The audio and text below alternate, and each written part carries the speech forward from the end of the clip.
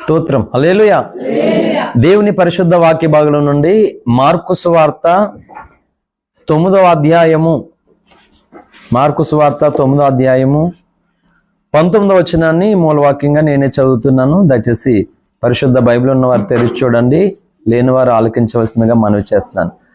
అందుకు ఆయన, విశ్వాసము లేని తరము వారులారా, నేను ఎంతకాలము మీతో నుందును, ఎంతవరకు మిమ్మును సహింతును. ఈ పరిశుద్ధ వాక్య భాగం దేవుడు మన వెనుకల్లో ఆశీర్వదించునుగాక. ఆమేన్. చిన్న మాట ప్రార్థన చేసుకుందాం. స్తోత్రం నాయన, ప్రేమ కలిగిన తండ్రి, మీకు వందనాలు, స్తోత్రములు నాయన. అయ్యా, ఇగో 2వ ఆరాధన పెదవసల ప్రాంతాన్ని పెట్టి మీకు స్తోత్రాలు. ఇగో నాయన, చదవబడిన లేఖనము ద్వారా నీ దాసుని అభిషేకించి నీ ఆత్మతో నింపి చేరువచ్చినటువంటి నీ ప్రజలందరికీ నీ కృప కలుగునట్లుగా, నీ మేలు ఆశీర్వాదము కలుగునట్లుగా ప్రభా మాతో మాట్లాడమని ప్రాధేయపడుతున్నాం, బ్రతిమాలుతున్నాం ప్రభా. ఎందుకంటే నాయన, నీ వాక్యము లేకుండా నీవు ఏదీ చేయలేదు నాయన. నీ వాక్యము ద్వారా మేమేమీ పొందుకోలేము నాయన. అయ్యా, నీ వాక్యము ద్వారానే మేము అన్ని పొందుతాం. నీ వాక్యం లేకుండా ఏదీ పొందుకోలేము. కనుక వాక్యమైన యేసయ్య నాకు అర్థమవునట్లుగా, ఇక్కడున్న అందరికీ అర్థమవునట్లుగా గ్రహింపు శక్తిని ఇమ్మని తండ్రి. నీ మాట ద్వారా మేము హెచ్చరిక పొంది పశ్చాత్తాప్తులే 6 ఆశీర్వాదము కలిగిన మీ రక్త మాంసంలో యోగ్యులుగా పాలు పంపులు పొందడానికి మా అందరికీ నీ కృపనిమ్మని, ఆటంక శక్తులన్నిటిని లయపరిచి మీరే మహిమ ఘనత ప్రభావాలు పొందుకోమని మా ప్రియుడు రక్షకుడైన యేసయ్య నామమున స్తుతించి ప్రార్థించి వేడుకుంటున్నాం తండ్రి. ఆమేన్, ఆమేన్. హల్లెలూయా. మంచిది, ఎవరు భయపడొద్దు. చాలా క్లుప్తంగానే వాక్యాన్ని మీకు వివరించి ముగించి బలలోనికి తీసుకుని వెళ్తాను. హల్లెలూయా. మార్కు సువార్త 9వ అధ్యాయం 19వ వచనంలో యేసుక్రీస్తు ప్రభువారు చెప్తున్నటువంటి మాట ఏమంటున్నాడు? అందుకైనా, విశ్వాసము లేని తరము వారులారా, నేను ఎంతకాలము మీతో ఉందును, ఎంతవరకు మిమ్మును సహింతును అని శిష్యుల్ని అంటున్నాడు దేవుడు. హల్లెలూయా. అంటే యేసునందు విశ్వాసం నుంచి రక్షింపబడినటువంటి మనతో ఆయన ఉండాలనుకుంటూ ఉన్నాడు. కానీ ఆయన బాధపడుతున్నాడు. ఏంటంటే లేఖనములో దేవుని మనసు ఎలాగ ఉందో మనకు కనబడాలి. బైబిల్ చదువుకోవడం అంటే, వాక్యం వినడం అంటే ఏంటి అంటే, లేఖనములో పరిశుద్ధాత్మ దేవుని స్వరము దుఃఖపడుతుందా, బాధపడుతుందా, ఇది గమనించి నువ్వు బైబిల్ చదవడం మొదలుపెట్టు. నువ్వు చదవకుండా ఉండలేవు. బైబిల్ చాలా మంది ఫోన్తో గడిపినంత సమయాన్ని అందులో కొంచెం బైబిల్తో గడపరు. ఎందుకు ఆ మైండ్ సెట్ ఉంది అంటే, నీకు లేఖనం చదవబుద్ధి అవ్వట్లేదు. ఎందుకు? పరిశుద్ధాత్మ దేవుని స్వరం ఏంటో అక్కడ ఆయన మనసు లేఖనాల్లో అర్థం చేస్తాడు దేవుడు. అంతేగాని ఇప్పుడు లేఖనము కాకుండా దేవుడు తను తాను మనకు బయలుపరచుకోడు. అర్థమవుతుందా? లేఖనాల ద్వారా దేవుడు మనకు అర్థమవుతాడు. లేఖనాల ద్వారా తన మనసు ఏముందో, బాధపడుతుందో, దుఃఖపడుతుందో అది అర్థం. ఇప్పుడు తల్లి మనసు, పిల్లలుగా ఉంటాం, అమ్మని బట్టలు అడుగుతాం, లేకపోతే ఇంకోటి అడుగుతాం. అమ్మ ఇవ్వచ్చు, ఇవ్వకపోవచ్చు. తండ్రి ఇవ్వచ్చు, ఇవ్వకపోవచ్చు. ఇప్పుడు మనం ఏం చేస్తాం? ఇస్తే మంచోళ్ళు, ఇవ్వకపోతే ఎప్పుడంతే. నాకు అసలే ఏమి ఎవరు ఇంట్లో వచ్చి వేస్ట్ అనవసరంగా, ఇంట్లో అనవసరంగా పుట్టాను సతీష్, ఇక్కడ వేస్ట్ అసలు అని, అలాగే మహేష్, రకరకాలుగా ఉంటాయి. అదే నువ్వు తండ్రి మనసును, తల్లి మనసును ఎందుకు నీకు ఇవ్వట్లేదో, ఎందుకు ఇవ్వనన్నారో, ఎందుకు వద్దన్నారో ఒకసారి ఆలోచన చేసుకో. నిజానికి నువ్వు అడిగే ప్రతిదీ, అసలు చెప్పాలంటే నువ్వు అడగకుండానే నీకు ఇవ్వాలి. నువ్వు అడగకుండా నీకు అన్ని ఇస్తారు. కానీ కొన్నిసార్లు అడిగినా అమ్మా నాన్న ఇవ్వడానికి ఇబ్బంది పడుతున్నారు, నిరాకరిస్తున్నారంటే సంథింగ్ ఈజ్ రాంగ్. అంటే ఏదో ఇబ్బంది ఉంది అక్కడ, ఏదో ప్రాబ్లం ఉంది. అది అర్థం చేసుకోకుండా పిల్లలు ఇంకా అడిగినప్పుడల్లా ఇస్తే అమ్మ మంచిది, నాన్న మంచోడు, ఇవ్వకపోతే చెడ్డోళ్ళకి చేసాడు. ఇది మంచిదేనా? చెప్పాలి నాకు. మంచిదేనా ఈ మనసు? కాదు కదా. సేమ్ అదే విధముగా మనము ఎన్నో ఉపవాసాలు ఉంటాము, ఎన్నో ప్రార్థనలు అడుగుతాం ప్రభుకి. ఓకే, ఉపవాసాలు ఉంటాం, ప్రార్థనలు చేస్తాం, ఏవో మనకు కావలసినటువంటివి అవసరమైనవి అడుగుతుంటాం. కొన్నిసార్లు ప్రభు ఇస్తాడు, కొన్నిసార్లు ప్రభు ఇయ్యడు. ఒకసారి ఆలోచించండి. ఇప్పుడు ఇచ్చినప్పుడు నీ ఐడియాలజీ, నీ ఆలోచన విధానం ఎలా ఉంది? ఆయన ఇవ్వలేనప్పుడు నీ మనసు ఎలాగుంది చెప్పు, నిజంగా చెప్పండి యథార్థంగా. అందుకే భక్తి అనేటువంటిది ఈ లోక స్థితులు, కుటుంబ పరిస్థితులు బట్టి భక్తి అనేటువంటిది ఉన్నది మాట. ఈ భూ సంబంధమైనటువంటి విషయాలు, పరిస్థితులు ఏమి నువ్వు తెలుసుకోకుండా, దాన్ని నువ్వేం ఆలోచన చేయకుండా భక్తి చేయడం అనేది ఇంపాసిబుల్. అందుకనే కుటుంబ వ్యవస్థ అనేటువంటిది ఎందుకు పెట్టాడు దేవుడు? ఈ భౌతిక సంబంధమైనటువంటి కుటుంబంలోనే నీకు సరైనటువంటి ఆలోచన విధానం, జ్ఞానము అనేటువంటిది నీకు లేకపోతే అక్కడ ఆ కుటుంబంలో నువ్వు ఎలా ఇమ్మడగలుగుతామా? ఇమ్మడలేము. అందుకని ఈ భూమి మీద ఒక కుటుంబ వ్యవస్థను పెట్టాడు. కుటుంబంలో ఇప్పుడు ఉన్నటువంటి పరిస్థితుల్లో ఒక నలుగురే ఉండొచ్చు, అమ్మా నాన్న 2 పిల్లలు అనుకోవచ్చు. ఇప్పుడు చెప్పండి, ఆ కుటుంబంలో ఎన్ని రకాల ఆలోచనలు ఉన్నది 4, కానీ ఒకరి ఆలోచనతో ఒకరు ఏకీవించరు, ఒకరి నిర్ణయాన్ని ఇంకొకరు ఆమోదించరు. ఉన్నదే 4, కానీ 4 విధాలమైనటువంటి విధానాలు ఏర్పడుతూ ఉంటాయి. ఇక్కడే నువ్వు సరైనటువంటి న్యాయపరమైన, ఎందుకంటే దేవుని పిల్లలు మనం, సరైనటువంటి న్యాయపరమైనటువంటి ఒక ఆలోచనతో, ఒక భావజాలంతో నీవు ఈ భౌతిక సంబంధమైన కుటుంబంలో నేను ఉండకపోతే నువ్వు సంఘంలో ఎలా ఉంటావు? నేను చిన్న వయసు నుంచి మీరు ఇక్కడి నుంచి ఇక్కడికి మందిరాలకు వచ్చి ఆరాధించుకున్నా వెళ్ళిపోయాం. ఎలాగ కాదు మన టార్గెట్. ఎవరు ఎక్కడి నుంచి వచ్చినా కానీ మన అల్టిమేట్ గోల్ ఏంటంటే దేవుని రాజ్య వారసులు మనం. అది మన అల్టిమేట్ గోల్. హల్లెలూయా. తిరుగులేనటువంటి గమ్యం మాట అది.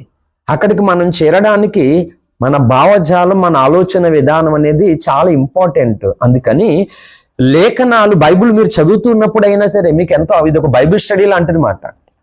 లేఖనాలు చదువుతున్నప్పుడు, వాక్య సందేశం వింటున్నప్పుడు అసలు ఆ దైవజనుడు ఎత్తుకున్నటువంటి మూలవాక్యం ఏంటి?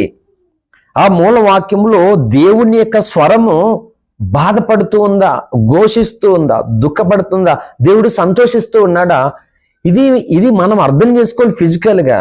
ఇది అర్థమైనప్పుడు ఆటోమేటిక్గా నువ్వు కనెక్ట్ విత్ హోలీ స్పిరిట్, పరిశుద్ధాత్మ దేవునికి కనెక్ట్ అవుతావు నువ్వు. ఎందుకు సంఘాలలో రక్షణ పొంది సంవత్సరాలు అయిపోతున్నా నేను ముక్కుసూటిగా చెప్తాను, ఇప్పటికనే పరిశుద్ధాత్మకు కనెక్ట్ కాలేదు ఇంకా దేవుని పిల్లలు, కనెక్ట్ కాలేదు. మరి నువ్వు దేవునికే కనెక్ట్ కానప్పుడు అసలు దేవుడి నుండి నువ్వు ఎలా పొందుకుంటావు? ఎప్పుడు పొందుతావు? సాధ్యమో కాదు. అందుకని చాలా టూకీగానే నేను ముగించి వేస్తాను. ప్రార్థన పూర్వకంగా ఉండండి. ప్రభువే చెప్తున్నటువంటి మాట ఏంటంటే మార్కు 9:19లో, అందుకైనా విశ్వాసం లేని తరము వారులారా, నేను ఎంతకాలం మీతో నుందును, ఎంతవరకు మిమ్మల్ని సహింతును. ఇప్పుడు చెప్పండి, దేవుని స్వరము ఇప్పుడు సంతోషిస్తుందా, దుఃఖపడుతుంది? ఇప్పుడు అంటే మనల్ని ఏ దేవుడైతే తన జనుల కొరకు రక్తాన్ని చిందించి ప్రాణం పెట్టాడో ఆయనే ఏమంటున్నాడు? ఎంతవరకు మిమ్మల్ని సహింతును, ఎంతవరకు నేను మీతో ఉందును అంటున్నాడు ఆయన. అంటే ఆయన మనతో ఉండాలనుకుంటున్నాడు కానీ ఉండవలసిన విధంగా ఉండలేకపోతూ ఉన్నాడు. హల్లెలూయా. సహించవలసి వస్తుందంట. అంటే చాలా బాధపడుతున్నాడు ఆయన. ఎంత సహించాడు అంటే నరక పాత్రులైనటువంటి నన్ను, నిన్ను, మనలందరినీ విడిపించడానికి ఆయన చూడండి ఈ భూలోకులు అనేకుల చేత మోమును ఉమ్మేంచుకున్నాడు. క్రైస్తవ జీవితంలో నేను చెప్తున్నాను, మనం ఏమి నేర్చుకుంటున్నామో ఆలోచన చేయాలండి. ఇంక ఈ లోక సంబంధమైనటువంటి ఆలోచనలు, భౌతిక సంబంధమైనవి, ప్రకృతి సంబంధమైనవి, శరీర సంబంధమైనటువంటి దాంట్ల మీదే మనం దృష్టి పెడితే నీకు దేవుడు అర్థం కాడు, దేవుని యొక్క వాక్యం అర్థం కాదు. దేవుడు నీకు ఇవ్వాలనుకున్న దీవెన, దేవుడు నిన్ను హెచ్చించాలనుకున్నటువంటి ఆ స్థాయి నువ్వు ఎప్పటికీ పొందుకోకుండానే అలాగ వస్తావు, అలాగే వెళ్ళిపోతావు. దానివల్ల ఏం ఉపయోగం లేదు. సంఘాలలో జనులు అనేకులు నష్టపోతూ ఉన్నారు మాట. హల్లెలూయా. కనుక దేవుడు ఎంతవరకు నేను మిమ్మల్ని సహించును అంటున్నాడు. ఇప్పుడు ఆల్రెడీ సహించాడా లేదా? మొదటిగా మనల్ని ఈ భూలోకానికి ఆయన వచ్చి ఏం చేశాడు? ముఖం మీద ఉమ్మేయించుకున్నాడు ఆయన. మనం ఏమన్నా పడతామా? చిన్న మాట ఎవరైనా అంటే ఊరుకుంటామా? ఇంక వెంటనే అదే అంటున్నాను. ఏంటి ఒక మాట చెప్తున్నాను, ఇక్కడ ప్రతి మనిషికి ఒక మాట అంటే కోపం వస్తుంది, ఒక మాట అంటే ఇంకో మాట అనాలనిపిస్తుంది, అన్నీ అనిపిస్తాయి. అయితే ఒక మాట ఏం చెప్తానంటే, మనకి జీవించడానికి ఒక ఇన్స్ట్రక్షన్స్, నియమాలు, మూలాలు అనేవి బైబిల్లో దేవుడు పెట్టాడు. నువ్వు ఎమోషనల్ అయిపోయినా ఏమన్నా సరే, అండ్ ఎథిక్స్, మొరాలిటీస్, ఎమోషన్స్, నీ ఫీలింగ్స్ ఏవైనా సరే ఏమండి, దీనికి వేరుగా ఉండకూడదు. అధికముగా దుర్మార్గుడు అవ్వద్దు, అధికంగా నీతిమంతుడు అవ్వద్దని చెప్పింది బైబిల్. ఏంటి, ఎలాగ అర్థం చేసుకోవాలి లేఖనాన్ని? అధికంగా నీతిమంతుడిగా ఉండకూడదట, అధికంగా అంటే ఇప్పుడు ఆ లా ప్రకారంగా కొంచెం దుర్మార్గుడు ఉండొచ్చా? అప్పుడప్పుడు ఒక్కొక్కరు చంపేద్దాం, పర్లేదా? అందుకంటున్నాను, బైబిల్ కాంట్రవర్సీగా ఎందుకు దేవుడు వ్రాయించాడు? ఈ బుడమచ్చకాయలు ఉన్నారు కదా, కరుణాకర్, సుగుణ, లలిత్ కరుడు, వీళ్ళందరూ పచ్చిమిరకాయలు అంటారు. వీళ్ళందరూ తాలింపులు పచ్చిమిరపకాయలు ఏంటండి. వాళ్ళు ఈ లేఖనాల దగ్గర అసలు పాస్టర్స్కి అర్థం కాలేదు బైబిల్. ఇంకా ఈ బుడమచ్చకాయలకి అర్థమవుతుందా? వాళ్ళు బైబిల్లో ఉన్నంత ఈ కాంట్రవర్సీ అంటూ ఎక్కడికో వెళ్ళిపోతున్నారు. అసలు దేవుడు ఆలోచన విధానం ఏంటనేది అందుకంటున్నాను. లోకంలో ఏంటి ఇతరుల మనుషులకు పరిశుద్ధాత్మ దేవుడు అర్థమైనా అర్థం కాకపోయినా కానీ తన సంఘానికైతే దేవుడు అర్థం కావాలి. హల్లెలూయా. సంఘానికే దేవుడు అర్థం కాకపోతే, అనగా రక్షింపబడినటువంటి నీకే నీ దేవుడు అర్థం కాకపోతే నీ వల్ల ఆయన ఎప్పుడు అవమానాల పాలవుతాడు, నీ వల్ల ఎప్పుడు ఆయన నిందల పాలవుతాడు, నీ వల్ల ఎప్పుడైనా ఈ గాయాల పాలవుతూనే ఉంటాడు. కనుక మన కొరకు ఆల్రెడీ భూలోకంలోకి వచ్చినప్పుడు సిలువ అజ్ఞానంలోనే అనుకుంటాం మనం. సిలువ ఇవ్వబడినప్పుడు మాత్రమే కదా యేసుప్రభు అవమానాలు నిందలు పడింది. ఆయన బాలుడుగా ఉన్నది మొదలుకొని ఎప్పుడైతే దేవుని యొక్క వాక్యము నిమిత్తము శాస్త్రులు ఎదుట పరుషులు ఎదుట మాట్లాడడానికి తెగించి మొదట నిలబడ్డాడో అప్పటి నుండి 33.5 సంవత్సరాల వరకు క్రీస్తు ఈ భూమి మీద అవమానాలు పొందుతూనే వచ్చాడు. అందరూ క్రీస్తు అవమానాలు ఎక్కడ చెప్తున్నారంటే సిలువ ఇవ్వబడినప్పుడు అదే అంటున్నారు. సిలువ ఇవ్వబడినప్పుడే కాదు, సిలువకు ముందుగానే బోల్ అవమానాలు పొందాడు ఆయన. ఇప్పుడు లేఖనాలు గూర్చి పరుషులు ఎదుట క్రిస్మస్ కి పాడతాం చూసావా, శాస్త్రులు ఎదుట పరుషులు ఎదుట ఉన్నప్పుడు సరితూగలేదే వాదములు అనేటువంటి పాట. హల్లెలూయా. పశుశాలలో నీవు పవలించున్నావా, అప్పుడు నుంచి మొదలైంది ఆయనకి నిందల అవమానాలు. అంటే ఎందుకు చాలా మంది క్రైస్తులు ఈ రోజు అలాంటి భక్తి అలాంటి విశ్వాసం అంటే నాకు చిన్న ఇబ్బంది రాకూడదు, చిన్న నింద రాకూడదు, చిన్న అవమానం రాకూడదు, చిన్న నొప్పి కలగకూడదు, చిన్న బాధ. నేను చెప్తున్నాను గ్యారంటీగా నరకానికి పోతారు అలాంటి వాళ్ళు. ఏంటి గ్యారంటీ ఏంటి? నరకానికి వెళ్ళిపోతారు. నీ కొరకు ఏమైనా అన్ని ఇబ్బందులు పడాలా, నీ కొరకు ఆయన ఇన్ని గాయాలు పొందాలా, నీకు మాత్రం ఏ ఇబ్బంది ఏ లోటు ఏ ఇరుకుండకూడదా? చెప్పాలి, ఉండాలా లేదా? ఉండాలి. ఆయన వ్యభిచారం వల్ల పుట్టవయ్యా నువ్వు అన్నారు యేసుప్రభుని. చెప్పండి, అది నిందక, అది గాయం కదా? ఆ మాట అంటే తన అవమానం కదా? వ్యభిచారం వల్ల పుట్టవు నువ్వు అని అన్నారు యేసుప్రభుని. చెప్పండి, అది ఎంత భయంకరమైన మాట అంటే, నా రక్షణ కొరకు తను చిందించవలసిన రక్తము కొరకు తను పెట్టవలసిన ప్రాణమును పెట్టడం కొరకు ఇలాంటి కఠినమైన మాటలన్నీ ఎంచుకున్నాడు ఆయన మనతోటి. ఇప్పుడు ఆ మనసు నీకు అర్థమవు, నా ప్రభువా నన్ను రక్షించడానికి నువ్వు ఇలాంటి మాటలు ఎలా సహించవయ్యా, ఇన్ని అవమానాలు ఎలా భరించవయ్యా నా కోసము అని ఆ మనసు నీకు వచ్చిందనుకో, ఆ యేసయ్య కొరకు ఎన్ని గాయాలన్నా నువ్వు పొందవు. చెప్పాలే, పొందవా? పొందాలి. నేను చెప్తున్నాను, సంఘము దేవుణ్ణి ప్రేమించడం అంటే సంఘంలోను అనేక గాయాలు నువ్వు పొందుతూ ఉండాలి మాట.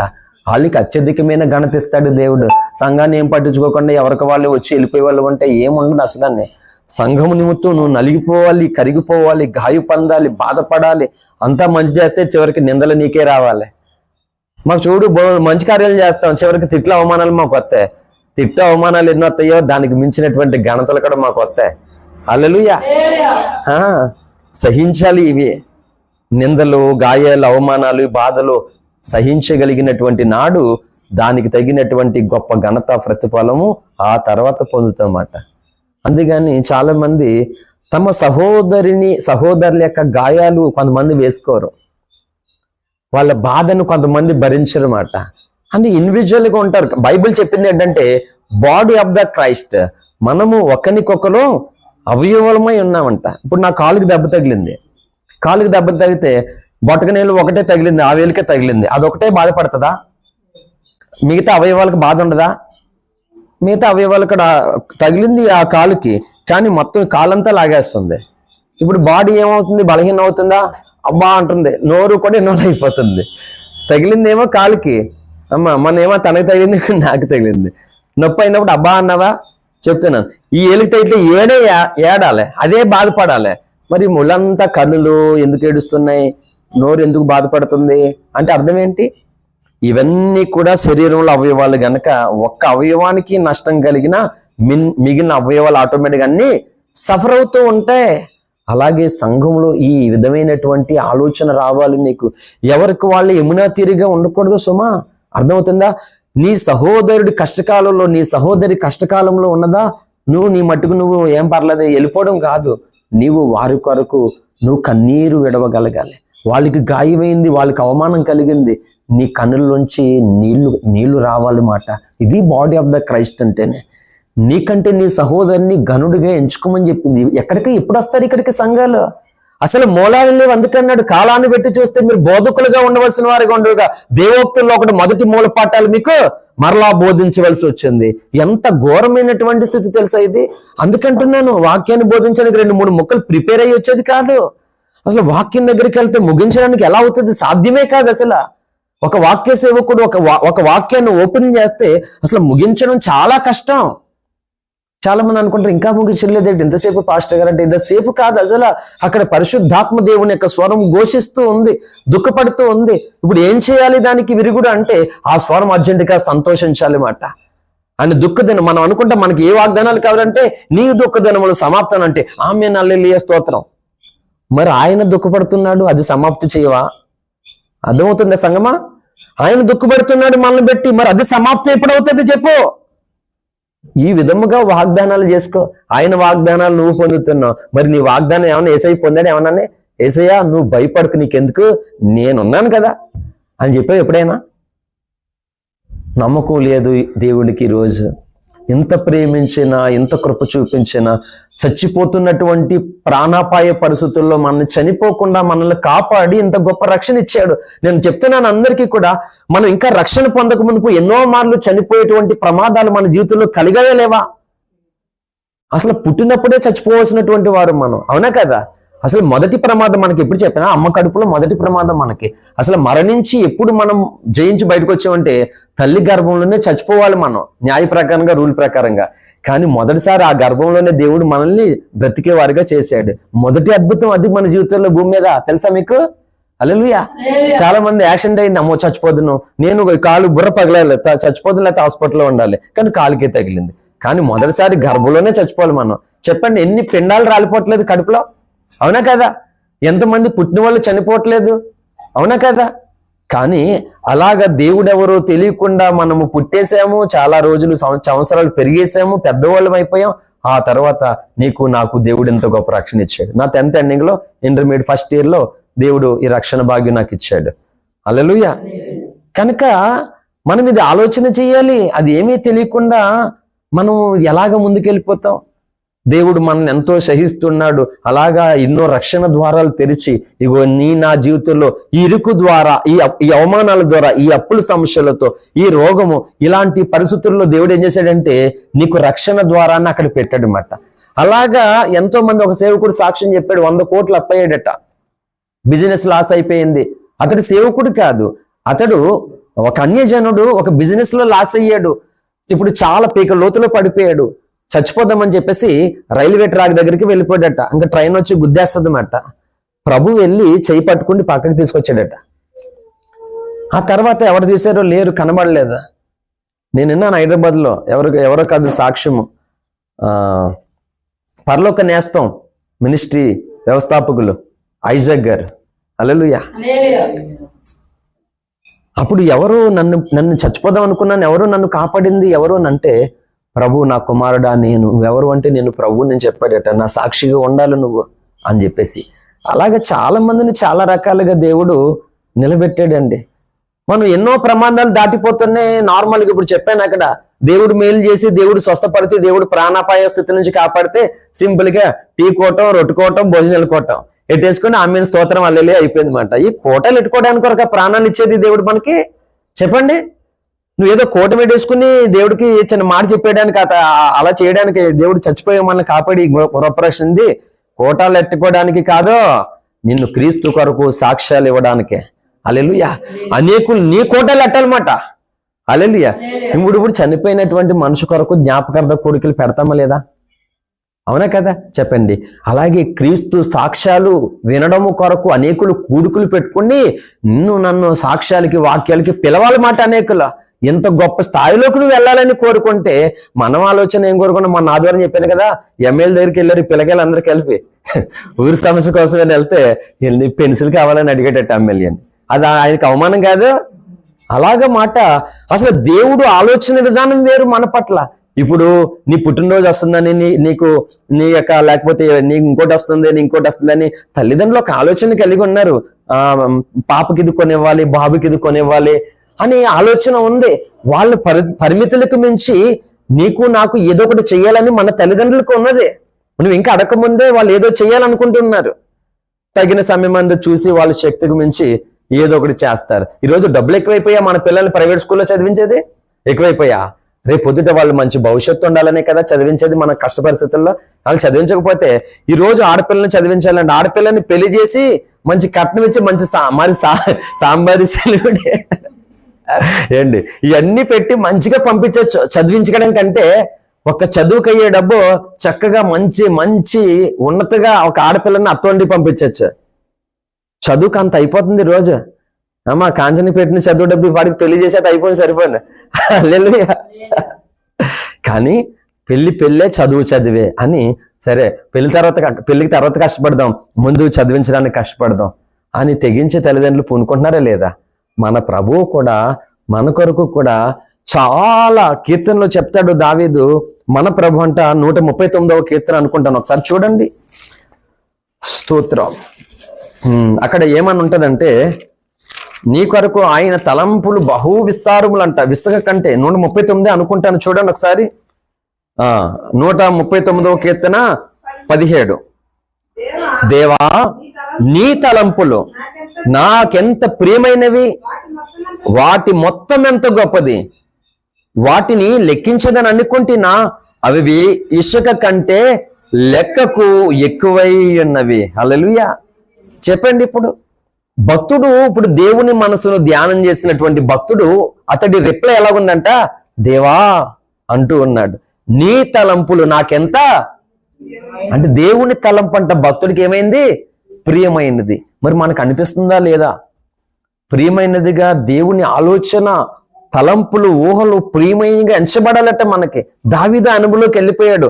అందుకనే దేవుని మనసును అర్థం చేసుకున్నటువంటి వారే, మీరు బైబిల్ గ్రంథంలో చూస్తే, వారు రోగులు అయినా బలహీనులైనా, వాళ్ళు సమాజంలో ఎటువంటి బ్యాక్గ్రౌండ్ లేకపోయినా దేవుని మనసును దేవుని ఆలోచన అర్థం చేసుకున్న వారు అంత అత్యధికంగా హెచ్చించబడ్డారు. హల్లెలూయా. ఒక దావీదు, ఒక యోసేపు పెద్ద ఫ్యామిలీస్, వాళ్ళు బిగ్గెస్ట్ ఫ్యామిలీ వాళ్ళే. కానీ దావీదు యోసేపులకి చాలా మంది అన్నలు ఉన్నారు ఇంకానే కదా. ఆ అన్నల ఆలోచనలకి దావీదు యోసేపు ఆలోచనలకి తేడా ఉందా లేదా? అందుకే చూడండి, ఆ దావీదుకి 7 అన్నలు ఉన్నారు. 7 చిన్నాడు, దావీదు చిన్న ఆయన. యోసేపుకి పెద్దోళ్ళు ఉన్నారు. ఒక ఆడపిల్ల ఉంది, ఇంకొక బెన్యామీన్ ఉన్నాడు. వీళ్ళిద్దరే చిన్నోళ్ళు యోసేపు కంటే, మిగిలిన అందరూ పెద్దోళ్ళే. వీళ్ళందరికంటే యోసేపు హెచ్చించబడ్డాడు, వీళ్ళందరికంటే దావీదు హెచ్చించబడ్డాడు. ఎందుకు అనుకున్నారు మీరు? గొప్ప ప్రార్థన చేసి గొప్ప ప్రసంగాలు చేసేయడం కాదు, గొప్ప దేవుని మనసుకి నువ్వు కనెక్ట్ అవ్వడం వల్ల. అందుకే the connect with the holy spirit. Hallelujah. నువ్వు ఎప్పుడు కూడా ఇది కనెక్ట్ అవ్వాలి, పరిశుద్ధాత్మకు నువ్వు కనెక్ట్ అవ్వు. ఎప్పుడు ఎక్కడ నువ్వు ఏ స్థలంలో ఎలా ఉండాలో ఎలా ఉండకూడదో నీకు తెలిసిపోద్ది. ఇంకొక వ్యక్తి నీకు చెప్పవలసిన అవసరం ఉండదు. లేఖనాల పరంగా నీకు కొన్ని విషయాలు చెప్తారంతే. కానీ నీ నడవడిక, నీ బిహేవియర్, నీ ప్రవర్తన కోసం ఏ వ్యక్తి కూడా నీకు చెప్పని అవసరం ఉండదు. ఎప్పుడు connect with the holy spirit. Hallelujah. ఈ భావజాలంలోనికి మనం రాకుండా నువ్వు 1000 ప్రసంగాలు విను, దమ్ముడి మొక్కకే నీ లోపలికి వెళ్దాం, వింటావు అంతే. అనిపిస్తుంది ఆ క్షమయంలోనే, చక్కగా దేవుడు మాట్లాడాడు ఈ రోజు, ఇంక ఇంటికి వెళ్ళిన ఈ రోజు నుంచి ముందు భోజనం కాదు, ముందు ప్రార్థన, తర్వాత భోజనం అనుకుంటా. ముందు నిద్ర కాదు, సామాన్లతో అవడం, బియ్యం కడగడం కాదా, ముందు ప్రార్థన, బైబిల్, ఆ తర్వాత ఏదన్నానని అనిపిస్తుంది మాట. సరే ట్రై చేస్తాం, మంటతోటి సోమవారం చేస్తాం, మంగళవారం చేస్తా, బుధవారం వచ్చేసరికి ఇంకా ప్రార్థన చేసుకోవడానికి సమయం లేదు నీకు, ఇంకా బైబిల్ చదువు, ఆ తర్వాత బుధవారం ఏంటి, ఆదివారం వచ్చేసినా సరే అదే కథ. అంటే దీన్ని ఏమంటుంది లేఖనం? అల్ప విశ్వాసం. హల్లెలూయా. ఇది బలహీనమైనటువంటి విశ్వాసం. మన పునాది విశ్వాసం మీద ఆధారపడి ఉంటది. భక్తి అంతా నేర్చుకోవాలంటే, ఇల్లు కట్టాలంటే దేని మీద కడతాం? పునాది కదా, పునాది వెయ్యాలి. ఆ పునాది తర్వాత నువ్వు కట్టి ఏం కడతావు, దానికి నచ్చినట్టుగా నిలబడుతుంది. అది పునాది లేకుండా స్తంభం తెచ్చేసి నిలబడుతూ ఉంటుందా? ఉండదు అసలు. అని మన బాడీ అంతా దేని మీద ఆధారపడి ఉంటుంది చెప్పండి? వెన్నుముక్క, బ్యాక్ బోన్, ఇది మొత్తం మన జీవితానికి. అది లేకపోతే మనము కూర్చోలేము, నిలబడలేము, పడుకునే ఉండాలన్నమాట. ఈ వెన్నుముక్క అంటారు. అంతే భక్తి జీవితంలో నువ్వు బ్యాక్ బోన్ గా ఉండాలి. సంఘానికి నువ్వు బ్యాక్ బోన్ గా ఉండాలి. బైబిల్ ఏం చెప్తుందంటే, సత్యమునకు స్తంభమును ఆధారమైన సంఘం అంట. 1 తిమోతి 3:15 చూడొద్దులే. నీవు కూడా నీ వింటున్నటువంటి సత్యవాక్యమును సమాజము వినడము కొరకు, నీ ద్వారా అనేకులు స్వార్థ వినడం కొరకు నువ్వు యేసయ్య పనికి నువ్వు ఎలా ఉండాలి? బ్యాక్ బోన్ గానే ఉండాలి. హల్లెలూయా. మన కాలంలో చెప్పాను ఉపవాస ప్రార్థనలో లాస్ట్ రోజు నా 4వ ప్రసంగం మాట, ఘనమైన పాత్రగా. ఈ ప్రతి వాని ఇంటిలో కొన్ని ఘనమైన పాత్రలు ఉంటాయి, కొన్ని ఘనహీనమైనటువంటి పాత్రలు ఉంటాయి. ఏండి అలాగన దేవుని ఇంటిలో మనము ఘనమైన పాత్రగా ఉండాలట. అవి లేకపోతే మనం చాలా నష్టపోతాం. అవసరాన్ని బట్టి అలాగే చెప్తున్నాను వినండి. ఈ 7వ నెల ఉపవాస ప్రార్థనలు చాలా అద్భుతకరంగా ఒక పండుగ అనే పేర్లు పెట్టించాడు దేవుడు. అలాగే జరిగాయి. అయితే నా ద్వారా పరిశుద్ధాత్మ ఇచ్చినటువంటి 4 సందేశాలు ఈ ప్రార్థనలో తప్పక మీరు వినాలి. మళ్ళా ఒకవేళ ఎవరైనా వినకపోతే మీరు చక్కగా మళ్ళా వినండి. దాని ప్రకారంగా నీ ప్రార్థన జీవితాన్ని కట్టుకో. నువ్వు అగ్ని జ్వాలలాగా మండుతావు మాట. నిన్ను ఏ విషయములలో బలహీనపరిచి దుష్టుడు చెలరేగిపోయి నీకు నెమ్మది లేకుండా, సమాధానం లేకుండా, నీకు ప్రశాంతత లేకుండా ఎందుకు ఈ బ్రతుకని అగమ్య గోచలో నడిపిస్తున్నాడో ఆ స్థితిలో నువ్వు సాతానికి కొరకరాను కొయ్యగా ఉండి సవాల్ చేస్తావు. ఏ అపవాదే, నేను క్రింద పడిననా తిరిగి లేస్తాను అని చెప్పగలుగుతావు నువ్వు.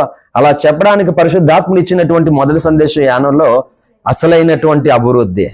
వినండి, అభివృద్ధి ఎలా వస్తుందో, ఏ విషయంలో ఎలా అభివృద్ధి పొందాలో అదంతా కూడా అందులో దేవుడు చెప్పాడు. ఏ పనికిరాని ప్రసంగాలు కాదు ఇవి. రెండవదిగా చిన్నవాసులు అదే రోజు రాత్రి బలహీనులమే కానీ బలవంతులు. మనం బలహీనులమే. లోకము దృష్టిలో, సమాజ దృష్టిలో, మనుషుల దృష్టిలో, సాతాను దృష్టిలో, దెయ్యాల దృష్టిలో, అన్ని దృష్టిలోనూ బలహీనులమే.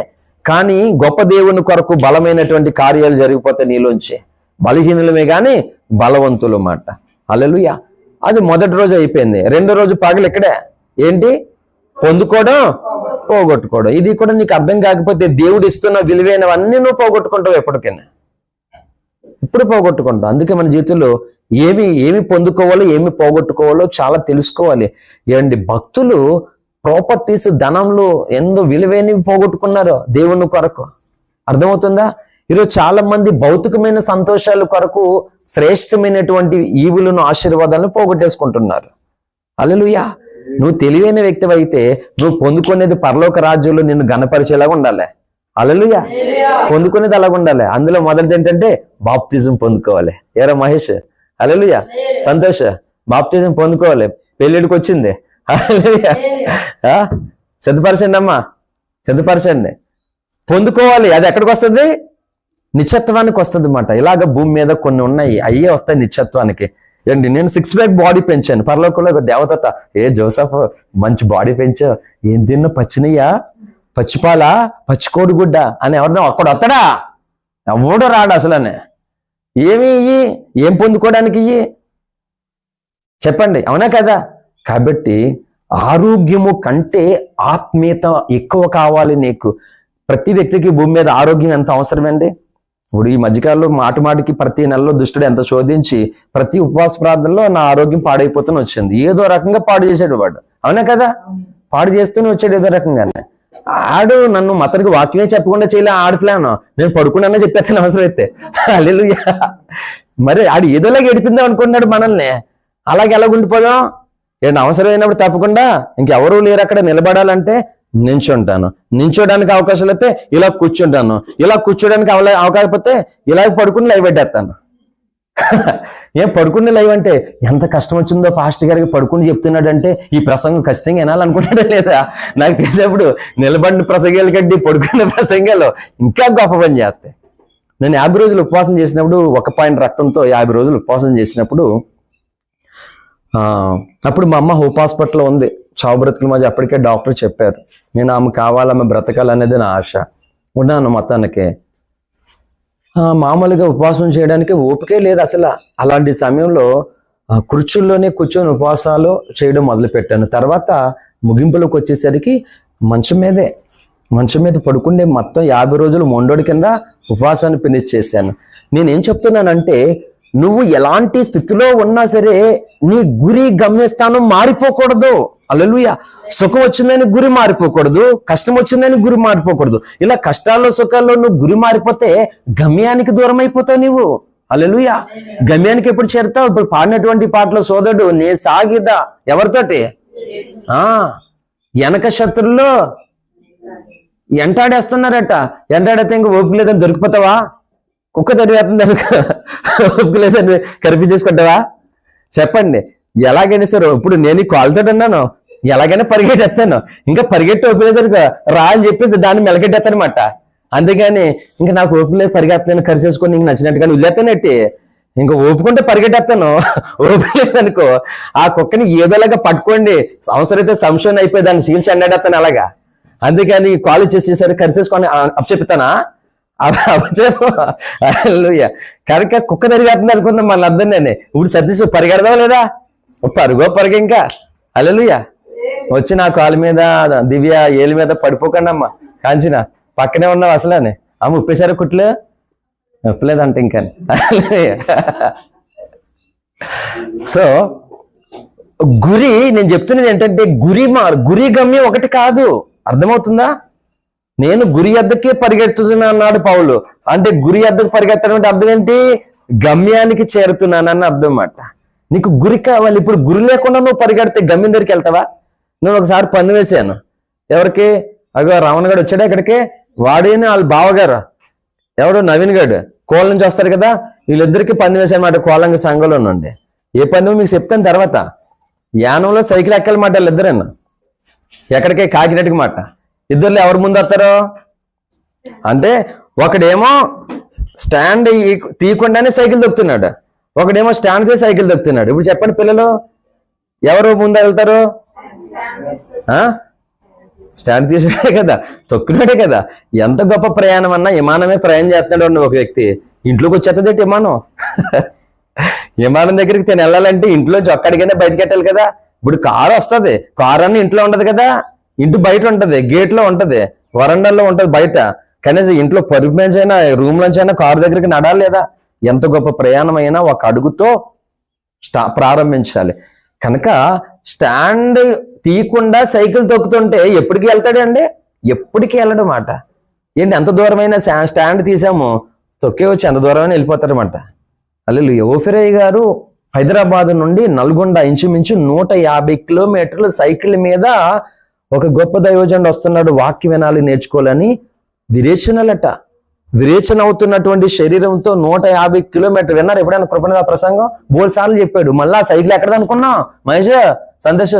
నిన్న స్టోర్ రూమ్ లో కొన్న సైకిల్ కదా అదే. బ్రిటిష్ వాళ్ళు ఇండియన్ పరిపాలన చేశారు కదా, మళ్ళీ చరిత్ర ఉంది దానికి. 200 సంవత్సరాలు పరిపాలన చేశారు బ్రిటిష్ వాళ్ళు. అప్పుడు ఆ సైకిల్ ని గిఫ్ట్ గా ఓఫిర్ గారు తాతకి ఇచ్చాడట బ్రిటిష్ ఆయన. అది ఆయన తొక్కాడు ఓఫిర్ గారు నాన్నగారికి ఇచ్చాడు, ఆయన తొక్కాడు, అప్పుడు ఓఫిర్ గారికి వచ్చింది. చూడండి ఎంత చరిత్ర ఉందో. ఆ సైకిల్ తో 150 కిలోమీటర్లు దేంతో? విరేచనాలతో. చూడండి, అది చెప్తున్నాను. గమ్యము మారకూడదు. నువ్వు కష్టం వస్తుంది, సుఖము వస్తుంది, లాభం వస్తుంది, నష్టం వస్తుంది. ఏది వచ్చినా గాని నువ్వు గమ్యాన్ని మాత్రం చేరాలి అంతే. మారిపోకూడదు గమ్యం. వెనకాల శత్రులు తడుతున్నారు. మంచి ఆధ్యాత్మికమైనటువంటి పాట అది. నేను సాగిద యేసునితో అనే పాట. ఎలాంటి స్థితులు వచ్చినా సరే సాగాలన్నమాట. ఆగిపోయేందుకు ఏమంటావు? కుక్క వచ్చి మొత్తం ఇది ఒకచోట పిక్కనే కరుతుంది అనుకుంటున్నావా? దానికి నచ్చిన జాడికాడికి కలుసుకుంటే దాని ఇష్టం. డాక్టర్ కుట్లు వేయడం కూడా అవ్వదు, అలా కలిసి పాడేస్తుంది మాట అదే. హల్లెలూయా. కాబట్టి ప్రియ సంఘమా, మనము దేవుని ఆలోచనను మనం అర్థం చేసుకుంటే భక్తి చేయడము నీకు చాలా ఈజీ. అర్థమవుతుందా? దేవుని ఆలోచన నీకు అర్థం కాకుండా దేవుని మనసును అర్థం చేసుకోకపోతే నీవు ఎప్పటికీ భక్తి చేయడము సాధ్యమో కానే కాదు. ఎందుకంటే ఈ భూమి మీద ఉన్నటువంటి జీవితాలు, సంసార ధర్మాలు, ఈ లోక సంబంధమైనటువంటి పరిస్థితులు ఇవన్నీ కూడా నిన్ను ముంచేస్తాయి మాట. నిన్ను ముంచేస్తాయి. నువ్వు ఎప్పుడు తేల్తావు? అప్పుడు సాధ్యము కాదు. అందుకనే చూడండి, భర్త లేకుండా 10 మంది పిల్లలను, సుసన్నా జాన్ వెస్లీ గారు 10 మంది పిల్లలను దేవునికి అప్పగించుకుంది. అందులో ప్రపంచాన్ని తన వైపు చూడగలిగినటువంటి స్థితిలో డాక్టర్ జాన్ వెస్లీ గారు అని ఒక ప్రవక్త పుట్టాడు. మా రూమ్ లోకి వస్తే ఆయన ఫోటో చూస్తారు మీరు. 7 ప్రవక్తల్లో ఒక ప్రవక్త మెథడిస్ట్ సంఘ స్థాపకుడైనటువంటి జాన్ వెస్లీ గారు. హల్లెలూయా. తండ్రి లేడు, కటిక బేదరికం, అనారోగ్యం అయితే చచ్చిపోవాల్సిందే. అలాగే 8 మంది పిల్లలు చచ్చిపోయారు, 10 మంది మిగిరాలు. చివరికి ఏమీ పెంచలేనటువంటి పరిస్థితి. అయ్యా ఇంకా నాకు ఎవరున్నారు దిక్కు? ఇంతమంది పిల్లలను పోగొట్టుకున్నాను, నువ్వే నాకు. ఒకరోజు శుక్రవారం ఇక్కడ ఉపవాస ప్రార్థనకు వచ్చిన వాళ్ళు చెప్పాను ఇక్కడ ఆ సంగతి నేను. హల్లెలూయా. అందులో జాన్ వెస్లీ అయ్యాడు మాట. కటిక బేదరికం, సరైన బట్టలు ఏమీ లేవు, సరైన తిండిలు ఏమీ లేవు. భక్తులు, ధనవంతులుగా ఉన్నటువంటి భక్తులు కూడా యేసయ్య కొరకు శ్రమ పడడానికి మంచి బట్టలు లేవు. పౌలు లాంటి గొప్ప ధనవంతుడు, పౌలు భేదోడు కాదండి, పౌలు రిచెస్ట్ పర్సన్ అనమాట, గొప్ప ధనవంతుడు పౌలు. అటువంటి ధనవంతుడికి ఏమి లేవట, బట్టలు లేవు. తన సాక్ష్యం చెప్పాడు 2 కొరింథీ 11లో, దిగంబరిగా ఉన్నావు, రోజంతా దిగంబరిగా ఉన్నాను అన్నాడు. క్రీస్తు కొరకు పోగొట్టుకున్న వారే క్రీస్తు నిమిత్తం అనేకమైనవి ఘనతలు పొందుతారు. హల్లెలూయా. నువ్వేమీ త్యాగం చేయకపోతే, నువ్వేమీ పోగొట్టకపోతే, ఆయన కొరకు కన్నీరు నీకు రాకపోతే, ఇప్పుడు ఎవరో కొట్టారు, ఎవరో తిట్టారు, అవమానం కలుగుతుంది, గాయాలు కలుగుతుంది, చాలా బాధ కలుగుతుంది. అవునా కదా? అవునా కదా? కానీ మగ్దలేని మరియ ఏడ్చేస్తుంది, చాలా ఏడ్చేస్తుంది మగ్దలేని మరియ. ఎందుకు ఏడుస్తుందమ్మా మగ్దలేని మరియ? ఎందుకు? యేసయ్యని చంపేస్తున్నారని ఏడ్చిందా? దేనికి ఏడ్చింది? ఆల్రెడీ చంపేశారు యేసయ్యను. చంపేస్తే సమాధిలో పెట్టాడు, 3వ రోజు వెళ్ళింది ఆమె. సమాధి దగ్గరికి వెళ్తే సమాధిలో లేడట యేసయ్య శరీరం, చనిపోయినటువంటి దేహం లేదట. చూడండి, చనిపోయినటువంటి దేహము లేదని, కనబడలేదని ఎంత గుండె పగిలేలాగా ఏడ్చిందో మగ్దలేని మరియ. నేను చెప్తున్నాను, సేమ్ ఇలాగా మీరు మీ కుటుంబాల కొరకు ఏడవడం మొదలెట్టండి. మీరు పొందిన రక్షణలో ఎదగడం కొరకు ఏడండి. సాతానుడు మిమ్మల్ని ఎంత బాధ పెట్టినా వాడు ఓడిపోతాడు, మీరే గెలుస్తారు. హల్లెలూయా. ఎప్పటికీ గెలవలేరు. ఎందుకు చెప్పినా, నేను నిత్యము గెలవడానికి నీకు అహర్నిశలా తోడుండేటువంటి హోలీ స్పిరిట్ పక్కనే ఉన్నాడు. ఇదిగో ఆయన ఇమ్మానుయేలు దేవుడిగా సదాకాలం మీకు, గాడ్ బి విత్ యూ, ఆయన తోడుగానే ఉన్నాడు మీకు. అందుకని నేను ఉండనని చెప్పలేదు, సదాకాలం కూడా ఉంటాడట. ఎప్పటి వరకు అంటే యేసయ్య ఇక్కడికి వచ్చే వరకు పరిశుద్ధాత్మ దేవుడు అదే పని. నీకు అర్థమవుతుందా? యేసు అక్కడ ఉన్నాడు, కానీ పరిశుద్ధాత్మ దేవుడు ఇప్పుడు నా పక్కన ఉన్నాడు, నీ పక్కన ఉన్నాడు. ఆయన నీ పక్కనే ఉన్నప్పుడు నీ చూపు, నీ ఆలోచన లోకంలోనికి వెళ్ళనిస్తాడు ఆయన. చెప్పండి, దేని మీద వెళ్ళనిస్తాడు? త్వరలో నీ కొరకు రాబోతున్న ఆయన వైపుకు మళ్ళిస్తాడు. ఆయన చూపెడతాడు. నీ ముందు శ్రమ పడినటువంటి భక్తులను చూపెడతాడు. మీకు ఒక ఎంకరేజ్ ఆఫ్ ద హర్డ్ చెప్తున్నాను. ఏంటి అని అంటే, ఈ తరాన్ని ఎంతవరకు నేను సహించాలన్నాడు మూలవాక్యంలో. విశ్వాసం లేనటువంటి తరము అంటే ఇది. హల్లెలూయా. ఈ తరాన్ని నేను ఎంతవరకు సహింతును, ఎంతవరకు నేను మీతో ఉండాలని మాట్లాడుతున్నాడు. ఇంకా ముందుకెళ్ళి లోకాసువార్తలకు వెళ్ళి ఇంకా ఘాటుగా మాట్లాడాడు ఆయన. లోకాసువార్త 9వ అధ్యాయము 41వ వచనం చదవండి. లోకా 9:41. అందుకు యేసు, విశ్వాసము లేని మూర్ఖ తరం వారులారా ఉండి, అక్కడ ఏమో విశ్వాసం లేని తరం వారులారా అన్నాడు మార్కు సువార్త 9:19లో. ఇక్కడ ఏమంటున్నాడు? మూర్ఖ తరమట. అంటే డిఫరెంట్. ఎందుకు చేంజ్ అయింది వినండి. మూర్ఖ తరము. అపోస్తుల కార్యం గ్రంథం 2వ అధ్యాయం 40 వచనం చదవండి. త్వరగా చదవాలి. 2:40 అపోస్తుల కార్యం గ్రంథం. స్పీడ్ గా చదవాలి.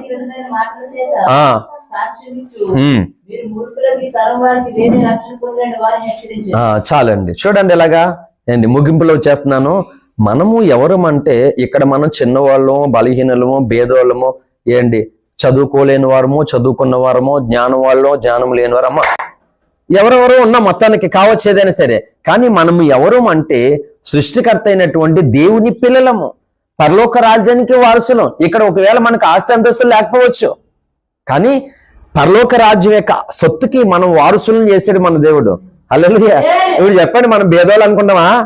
దేవుడు అన్నాడు మనం భేదవాళ్ళం కాదంట, మనం ధనవంతులు అన్నాడు మన దేవుడు. మనల్ని ధనవంతులు చేయడానికి ఆయన ఆ దారిద్రతను పొందాడని చెప్పాడు పౌలు కొరింథీలోను. హల్లెలూయా. పరలోక రాజ్యానికి భూ సంబంధమైనటువంటి కోటీశ్వరులు ఎవరైనా సరే పరలోక రాజ్యానికి వారసులా? కాదు. ఎందుకంటే రక్షణ ద్వారా సొత్తు అవుతారు. ఆ రక్షణ లేని వాళ్ళు ఎలా సొత్తు అవుతారు పరలోకానికి? మన సొత్తు. కాబట్టి దేవుని సొత్తు అయినటువంటి పరలోక రాజ్యానికి వాసులైనటువంటి మనం చూడండి ఎలాగా యేసయ్య రక్తంలో కడిగబడిన ఆయన పిల్లలము గనక నువ్వేం చేయాలి తెలుసా? మూర్ఖపు తరము, మూర్ఖపు ఆలోచనలు, అంటే దేవా విరోధమైనటువంటి ఆలోచన కలిగినటువంటి దాంట్లోకి నువ్వు ఎవరైనా సరే, నీ బంధువులైనా, నీ స్నేహితులైనా, కుటుంబీకులు ఎవరైనా సరే, నువ్వు ఆ భావజాలానికి వేరుగా నీ విశ్వాసము, నీ భక్తి ఉండాలి. వాళ్ళు నచ్చారు కదా అని వాళ్ళకి నచ్చినట్లుగా వీళ్ళు ఇష్టం కాబట్టి వీళ్ళు నచ్చినట్టు ఉంటే నువ్వు నష్టపోతావు. వాళ్ళు నిన్ను పాడు చేస్తారు అన్నమాట. ఇది అర్థం కాలేదు. జీవమా నీవిక లేవమనేటువంటి పాట దైవజనుడు ఇందులో మెన్షన్ చేశారు కదా. అందులో భాగ్య భోగములకు బంధుమిత్రులకు బంధింపబడబోకమే జీవమా అని చెప్పాడు దైవజనుడు. ఏమంట? ఆ బంధాలను తెంచుకుని లేవాలంట. బంధించేస్తున్నారు ఒక్కొక్కరునే. అనవసరంగా నీ ఆలోచన విధానం మారిపోతుంది, నీ గమ్యస్థానం మారిపోతుంది. అప్పుడు ఇంకేంటి ప్రయోజనం? అందుకని మనము మూర్ఖ తరము కలిగినటువంటి వ్యక్తులకు వేరుగా నీ విశ్వాసం ఉండాలి. అందుకే నామకార్థండి భేదోలు కన్నా అవసరమైతే పస్తులైనా ఉండి బ్రతకాలేమో కానీ మనం నామకార్థ క్రైస్తవుడిగా నువ్వు ఎప్పటికీ బ్రతకడానికి వీల్లేదు. అర్థమవుతుందా? ఎంతమంది భేదలు లేరు బైబిల్లో, ఎంతమంది బలహీనులు లేరు బైబిల్లో. ధనవంతులు కూడా ఉన్నారు గొప్ప విశ్వాసాన్ని కలిగి, భేదవారు కూడా ఉన్నారు గొప్ప విశ్వాసాన్ని కలిగి. అందుకే ఈ సందేశానికి ఒక పేరు పెట్టాను, నీది ఎలాంటి విశ్వాసం అని. హల్లెలూయా. చెప్పగలవా నువ్వు? ఈ రోజు ఇప్పుడే పరిశుద్ధాత్మ దేవుడు మాట్లాడుతుండగా, దేవా నా విశ్వాసం ఇదని ఎంతమంది చెప్పగలరు? మూర్ఖతరమైనటువంటి విశ్వాసం అంట. ఎంతవరకు నేను మిమ్మల్ని సహించాలి, ఎంతవరకు నేను మీతో ఉండాలని ఆయన మాట్లాడుతున్నాడు. ఇంకా ఎలాంటి విశ్వాసం అని చెప్పాడంటే, పౌలు భక్తుడు అందరికంటే ఒక అడుగు ముందుకేసి చెప్పాడు. ఇబ్రీ పత్రిక 6లోనికి రండి. ఇబ్రీ పత్రిక 6వ అధ్యాయము 10వ వచనం. మీరు చేసిన కార్యమును మీరు పరిశుద్ధులకు ఉపచారం చేసి ఇంకను ఉపచారము చేయుచుండెడు చేత. ఆమేన్, హల్లెలూయా. చూడండి ఇక్కడ ఏం చెప్తుందంటే లేఖనము, మీరు చేసిన కార్యమును మీరు పరిశుద్ధులకు ఉపచారము చేసి ఇంకను ఉపచారము చేయుచుండెడు చేత తన నామమును బట్టి చూపిన ప్రేమను మరచుటకు దేవుడు అన్యాయస్తుడు. అమ్మా వింటున్నామా? నేను ఎన్నో చేశాను దేవుడి కొరకు, నేను ఎంతో వదులుకున్నాను, ఎన్నో బాధలు పొందాను, కానీ ఎందుకు ఇలా జరుగుతుందని కొన్నిసార్లు మనం బాధపడతాం. అవునా కదా?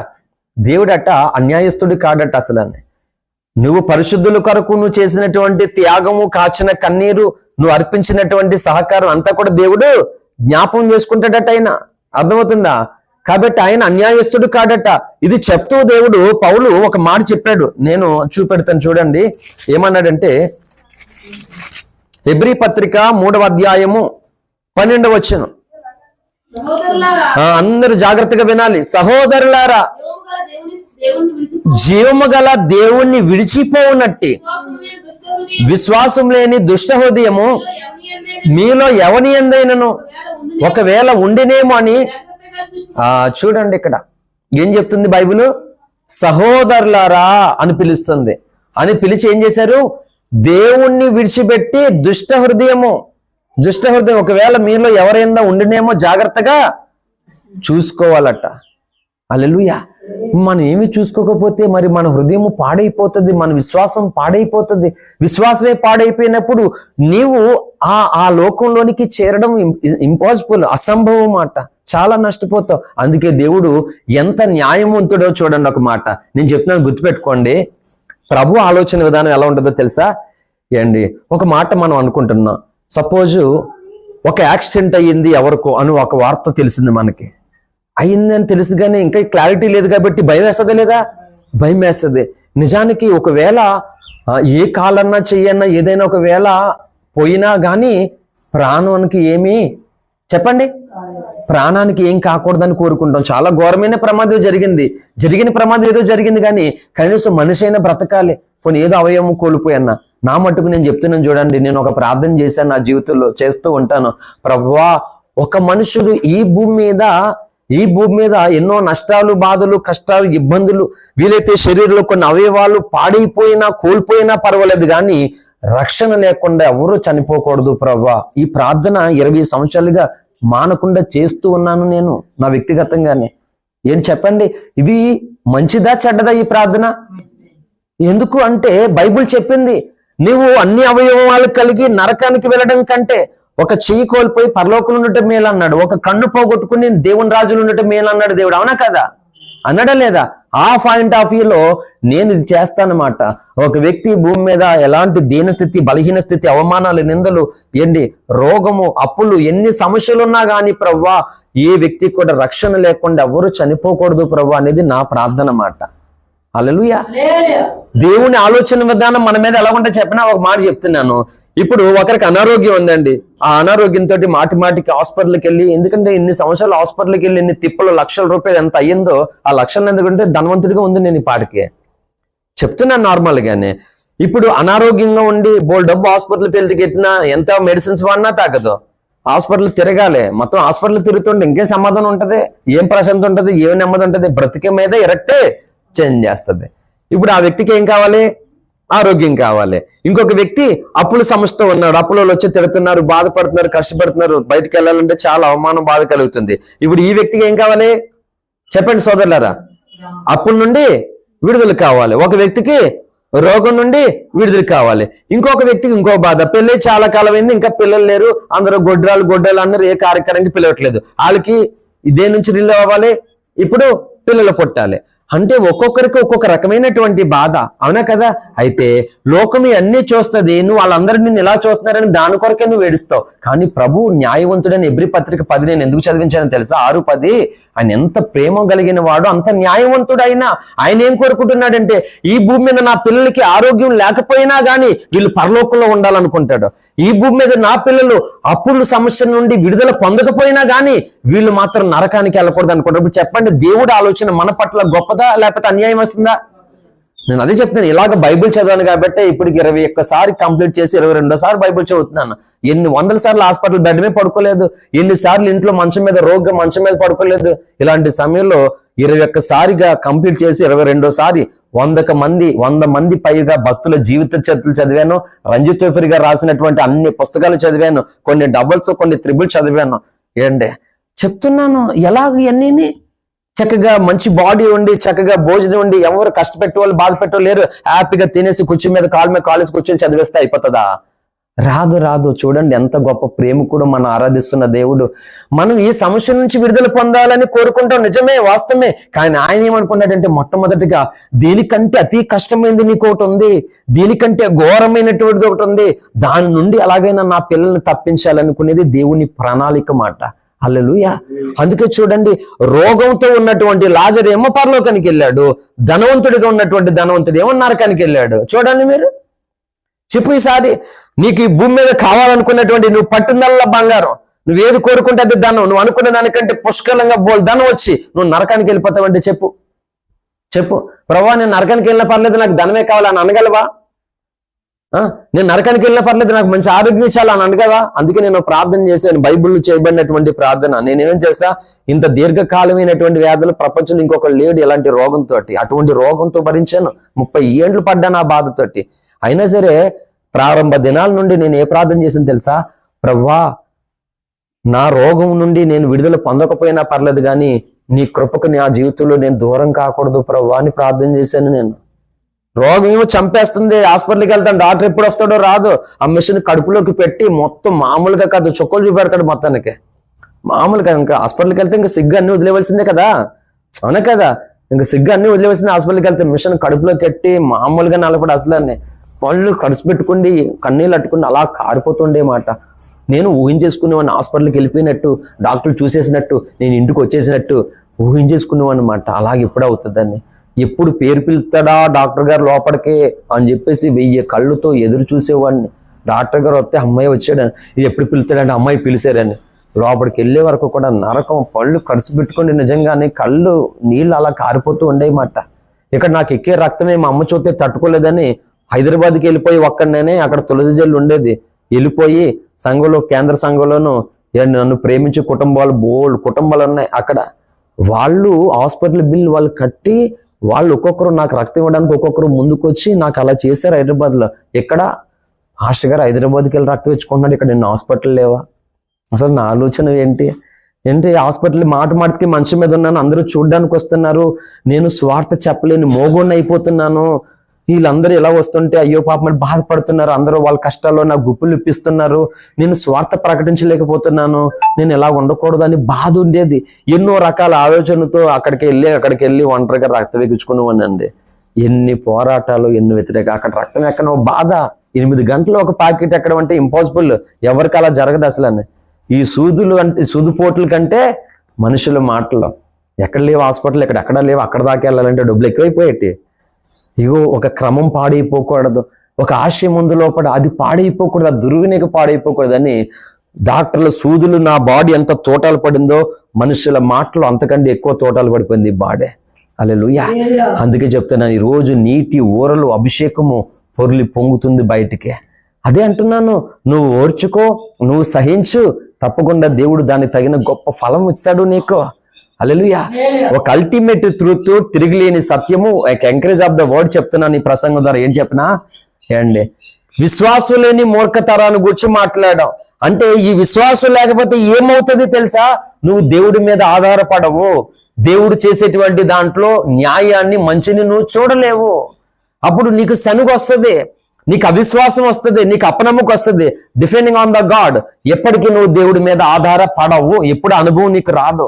ఈ విధంగా నువ్వేం చేస్తావు? చేతులా నీ జీవితాన్ని నాశనం చేసేసుకుంటావు, నువ్వు బలహీనం అయిపోతావు. అదే చెప్తున్నాను, నీ ఎదురైనటువంటి శ్రమలో, గాయాలలో, నిందల్లో, అవమానాల్లో, కష్టాలలో నీవు దేవుని వాక్యానికి కనెక్ట్ అవ్వు, పరిశుద్ధాత్మకు కనెక్ట్ అయ్యి నీ ప్రేమతో నువ్వు ముందుకు కొనసాగు. వ్యతిరేకతో అన్న పరిస్థితుల్లో నేను చెప్తున్నాను, ఏంటి, మన ఇంటికి చుట్టాలు వచ్చారు, వాళ్ళకి టిఫిన్ పెట్టాలి. ఫ్రిడ్జ్లో చూస్తే మా రంజిత్ పాలకి సరిపోయేంత పిండి ఉంది. హల్లెలూయా. అమ్మా, ఎంతమందికి వేసి పెడతావు చెప్పు? 10 మంది వచ్చారు, ఒక్కరికే సరిపోయే పిండి ఉంది. ఆ 10 మందికి కావాల్సిన రొట్టె వచ్చేస్తుందా? ఎంత పిండి ఉందో అంతే రొట్టె వస్తుంది. అలాగే చిన్న చెట్టు ఉంది మన ఇంటి వెనకాల, ఏ కరివేపాకు చెట్టు అనుకుందాం, ఎంత గాలి వస్తుంది? పెద్ద గాలి వస్తుంది అన్నా. ఎంత పిండికి అంతే రొట్టు, ఎంత చెట్టుకి అంతే గాలి అలాగ వస్తుందో. నేను చెప్తున్నాను చూడు, ఈ భూమి మీద నువ్వు పొందిన రక్షణ కొరకు, సత్యము కొరకు, నీ అవమానాలు, నిందలు, కష్టాల్లో నువ్వు ఓర్చుకో, నువ్వు సహించుకో. ఎంతైతే నువ్వు సహిస్తావో, ఎవరు ఎంత శోధన పడతారో, ఎవరు ఎంత శ్రమ పొందుతారో ఆ శ్రమకు తగ్గినటువంటి ఫలాన్ని పొందుతారు. హల్లెలూయా. ఇది ఎంకరేజ్ ఆఫ్ ద వర్డ్ అన్నాను. అర్థమైందా నా కాన్సెప్ట్? ఎంత పిండి ఉంటే అంత రొట్టె అన్నాను కదా. ప్రభు కొరకు నువ్వు కొంత శ్రమ పొందావు అనుకో, ఆ ప్రభు కొరకు శ్రమ పొందావు కదా, ఆ శ్రమకు తగినట్లుగా కొంత ఆశీర్వాదిస్తాడు దేవుడు, కొంత ఘనత ఇస్తాడు నీకు, కొంత ఇచ్చేస్తాడు. అలా ప్రభు కొరకు నువ్వు ఎక్కువ గాయాలు పొందావు అనుకో, ప్రభు కొరకు నువ్వు ఎక్కువ పరిచర్య చేసావు అనుకో, ప్రభు కొరకు నువ్వు ఎక్కువగా సహకారం అందించావు అనుకో, అప్పుడు దేవుడు నీకు అంతగా ఇచ్చేస్తాడు. అంతేగాని ఇంత పిండెట్టుకుంటూ 10 మందికి వడ్డించాడా ఎలాగవదో, ఇంత విశ్వాసంతో గొప్ప కార్యాలు నువ్వేమీ చెయ్యలేవు, దేవుడు నీలో కూడా చెయ్యలేడు. ఆయన అర్థమవుతుందా? నీ విశ్వాస పరిమాణము చొప్పున నీలో అత్యధికమైన కార్యాలు చేస్తాడు. చూడండి ఎంత అద్భుతమోను. అన్య జనులు యేసునందు విశ్వాసం ఉంచుతున్నారా లేదా? నాకు తెలిసి మన పెదవాసల్లో ఎప్పటి నుంచే కాదు, వెళ్ళిపోతామా వీళ్ళందరి కొరకు సాక్ష్యాలు చెప్పి పలానా దయ్యమని సాక్ష్యం కానుకిచ్చింది, సాక్ష్యం చెప్పి ప్రార్థన చేయించేది మాట. అంటే అన్ని జనులు దేవుని యందు విశ్వాసం ఉంచి వాళ్ళ ఇంట్లో సమస్యల కోసమో లేకపోతే అనారోగ్య పరిస్థితుల్లో అప్పులో ఏదో చెప్పి ఆయన యందు విశ్వాసం ఉంచి కానుకలు పంపించేవారు. అలాగే చాలా మంది దేవుడు వాళ్ళని స్వస్థపరిచాడు, వాళ్ళ కుటుంబాలు కట్టబడ్డాయి, సమస్యలు తీరే, అన్ని తీరే. అవునా కదా? అయితే వాళ్ళ విశ్వాసము యేసయ్యను చేరుకుని రక్షణ పొందేంత విశ్వాసం ఉంచలేదు. ఎంతవరకు ఉంచారు వాళ్ళ విశ్వాసం? ఈ అనారోగ్యం పోవాలని, ఈ అప్పు పోవాలని, ఈ కష్టం పోవాలి, ఈ బాధ పోవాలి, ఇల్లు కట్టుకుంటున్నాం, అంతవరకు విశ్వాసం ఉంచారు అన్ని జనుల్లో. ఇప్పుడు దేవుడు ఏం చేశాడు? అంతవరకే చేశాడు. రక్షణ వచ్చిందా? నార్మల్గా చెప్తున్నాను. వాళ్ళు జ్వరం కొరకే విశ్వాసం ఉంచారు, వేసినందండి, దేవుడు ముట్టి స్వస్థపరిచాడు. రక్షణ ఏమీ రాలేదు కదా. అర్థమైందా నా పాయింట్? అర్థమైందా? ఇప్పుడు క్రైస్తవులైనటువంటి మనం ఇప్పుడు చెప్పండి, మనకున్న అనారోగ్యం దాని కొరకు విశ్వాసం ఉందాం ఆయన మీద? మనకున్న సమస్య మీద విశ్వాసం ఉందాం ఆయన మీద? అంటే అన్ని జనులు దేని కొరకు విశ్వాసం ఉంచారంటే చిన్న చిన్న ఈ సమస్యలు తీరడం కొరకు. కానీ వాళ్ళు అసలైనటువంటి దాని మీద విశ్వాసం ఎప్పుడా ఉంచలేదు. నిత్యత్వాన్ని నేను పొందాలి, రక్షణ పొందాలి, రక్షకుడు యేసేనని ఆ విశ్వాస పరిమాణం అక్కడికి వచ్చి విశ్వాసం ఉంచలేదు వాళ్ళు. కానీ వాళ్ళు ఉంచిన కొద్దిపాటి ప్రకారం అద్భుతాలు, ఆశ్చర్యాలు బోడు మంది పొందుకుంటున్నారు అన్ని జనులు. ఇప్పుడు చెప్పండి, క్రైస్తవులైనటువంటి మనం కూడా ఈ అన్ని జనులు ఏ మాత్రం విశ్వాసం ఉంచి అద్భుతాలు పొందారో, నువ్వు నేను కూడా యేసయ్య పిల్లలు అయ్యండి అంతే విశ్వాసం ఉండి అయ్యే పొందుదామా?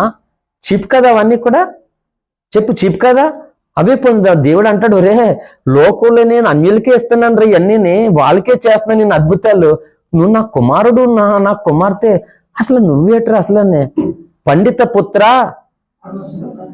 సూపర్, హల్లెలూయా. ఏనారా? ఎవరట పండితుడు? ఏంటి తండ్రేమో పండితుడట, కొడుకెవరో పరమసుంట అంట. అదే సామెత, పండిత పుత్ర పరమసుంట అని. హల్లెలూయా.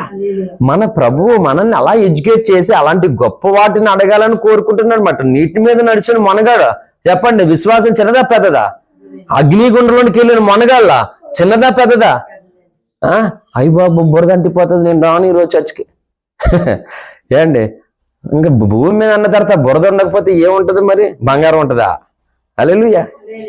అసలు బంగారం ఉంటే ఒకవేళ చెప్దాం మాట, ఇక్కడ బంగారం రోడ్డే ఊర్లో వేసాం, ఇదే రోడ్డు అక్కడి నుంచి ఇక్కడి వరకు బంగారం రోడ్డు వేసాం. పొద్దుటి కనబడుతూ కనబడుతుందా? పొద్దుటి కనబడుతుంది ఏమనండి? అసలు బంగారం రోడ్డు మీద నడుద్దామని అనుకో, ఎత్తుకెళ్ళిపోదాం అనుకుంటానువా. కానీ పరలోకంలో బంగారం రోడ్డు మీద నడిచేలాగా చేస్తారండి. అక్కడ ఎత్తుకెళ్ళాలనే ఆలోచన రవ్వంతా రాదు. ఇక్కడ వేసారు కర్మకాలు, ఎవరికో అనిపించి పోనీ వేసారు. ఏమన్నా ఉంటారో మొత్తం తవ్వుకెళ్ళిపోతారు. మొత్తం మట్టి తర్వాత పాలుతాడని కడుక్కుంటారు, కానీ ఎక్కడ అవసరమైతే అక్కడ మొత్తం దోసుకుని వెళ్ళిపోతారు మాట. అవునే కదా? చెప్పండి ప్రియులారా, యేసునందు అన్ని జనులు కూడా విశ్వాసం ఉంచుతున్నారు, అద్భుతాలు పొందుతున్నారు. మనము కూడా అలాగే ఉంచుతామా? చెప్పాలి. మరేం చేయాలి మనం? వాటికంటే అసలు ఇలాంటిది కూడా ఒకటి ఉందా, ఇలాంటిది కూడా అడగాలనేది వాళ్ళకి తెలియనంత దాంట్లోకి వెళ్ళిపోవాలి. నువ్వు ఈ విశ్వాసంలో, ఈ ఫెయిత్ లో ఇటువంటి మెచ్యూరిటీ లెవెల్కి నువ్వు రావాలి. దేవుడు అక్కడ తీసుకెళ్లాలనుకుంటున్నాడు. తీసుకువెళ్ళడానికి వాక్యం ఇస్తాడు. నేను చెప్తున్నాను, నేను అన్ని సంఘాలకు తిరిగినటువంటి వ్యక్తిని, అనేక మంది సేవకులతో పరిచయాలు ఉన్నాయి. నేను చూస్తూ ఉంటానండి. చక్కటి ప్రార్థనా పరులు ఉన్నారు, అన్ని సంఘాలలోనూ ప్రార్థనా పరులు ఉన్నారు. కానీ లేఖనం దగ్గరికి వచ్చేసరికి తెలియదు, వాక్యం తెలియదు. ప్రార్థనా పరువు గనక వాక్యం తెలియనప్పుడు చెప్పు, వాక్యంలో ఉన్నటువంటి విశ్వాసం ఉంచుతావు నువ్వు? ఉంచు. ఆ ప్రార్థన పెట్టే నీ విశ్వాసంతో చేసుకుని వెళ్ళిపోతావు. అసలైనటువంటిది ప్రభు ఈ భూమి మీదకి రావాలంటే అపోస్తులు 3:21 లేఖనం నెరవేరాలి. ఈ ప్రార్థన చేస్తారా సంఘాల వాళ్ళు? చేయరు.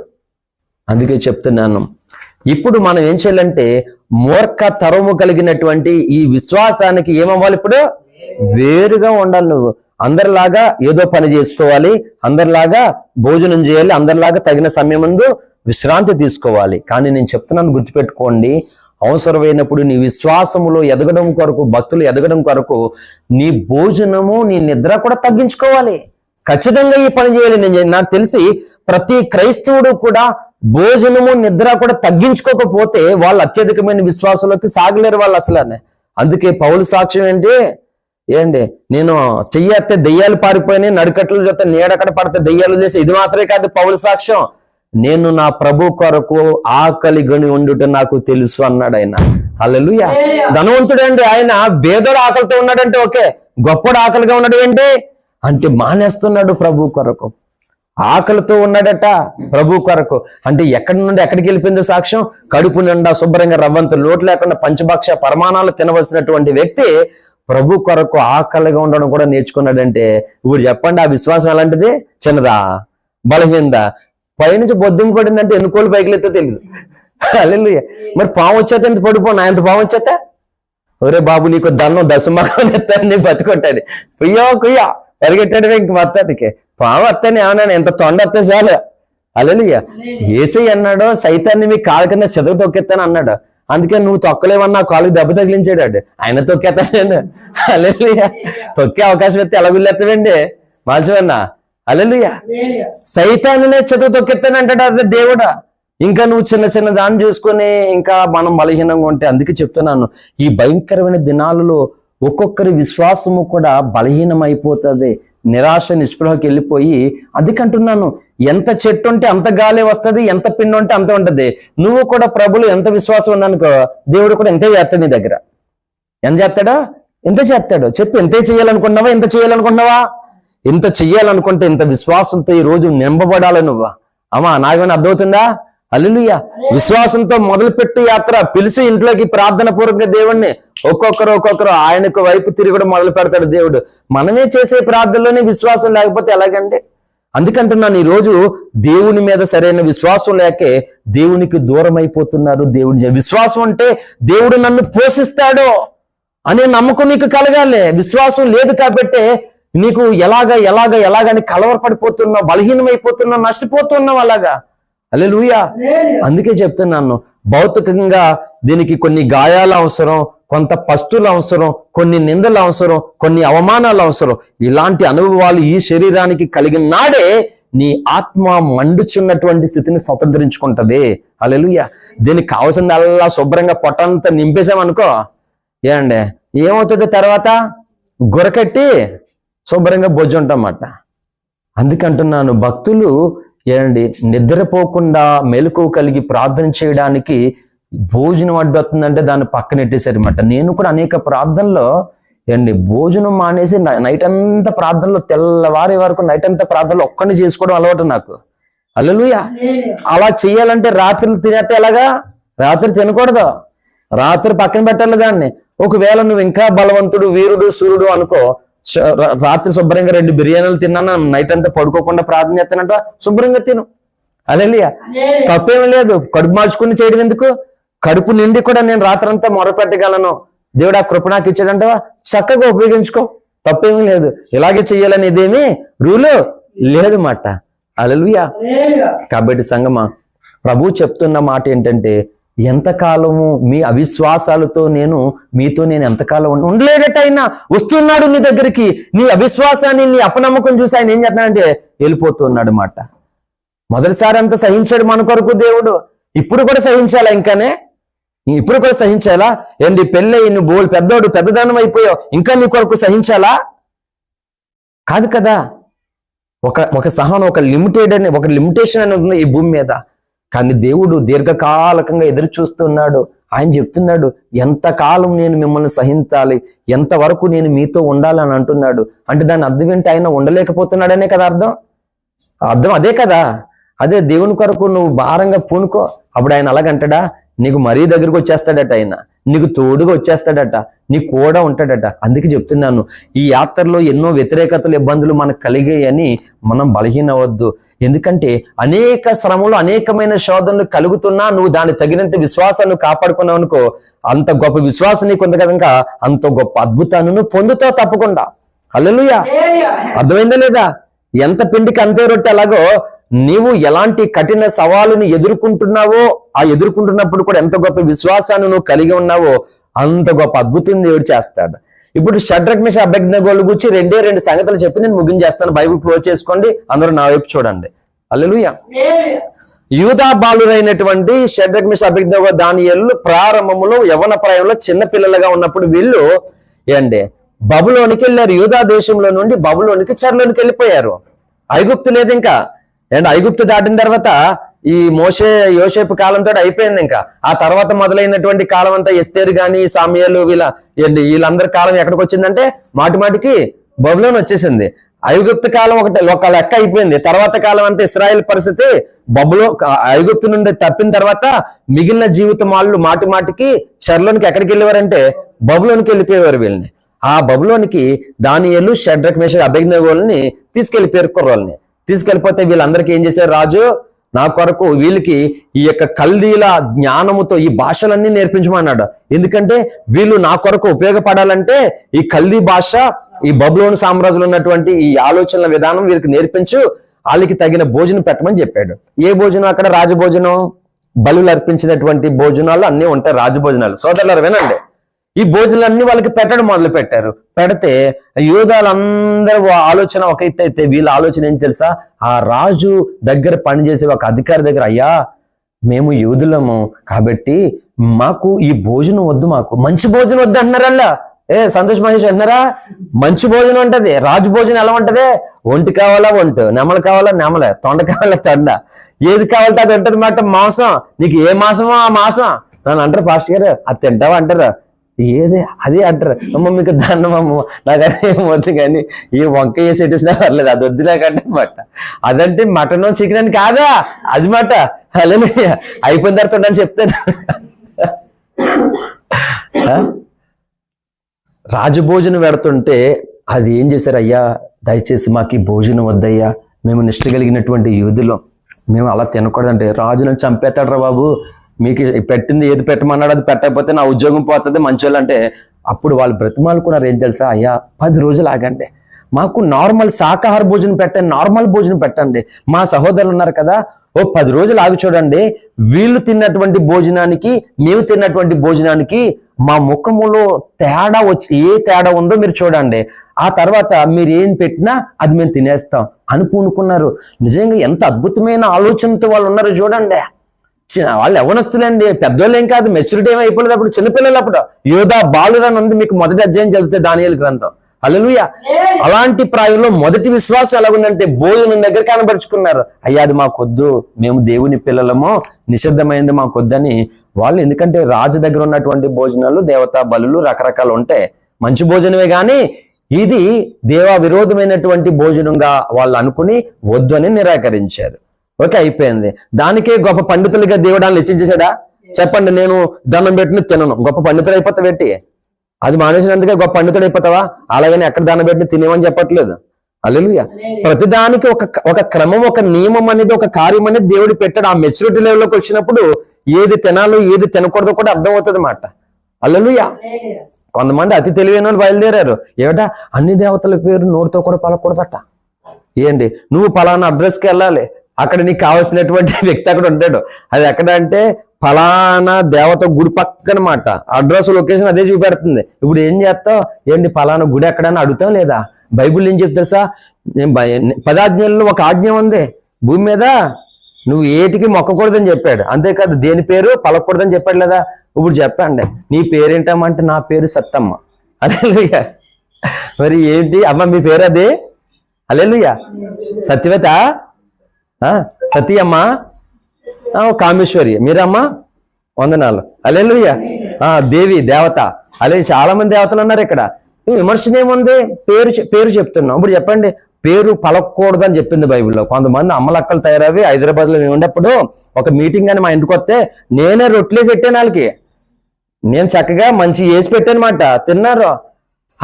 పలానా దాంట్లోంచి అలా నడవకూడదంట. అలా అనకూడదు బాబు, తప్పు అంటున్నాను. నన్ను నేను వేసుడు రొట్టెలు తిని అనకూడదని చెప్తున్నారు.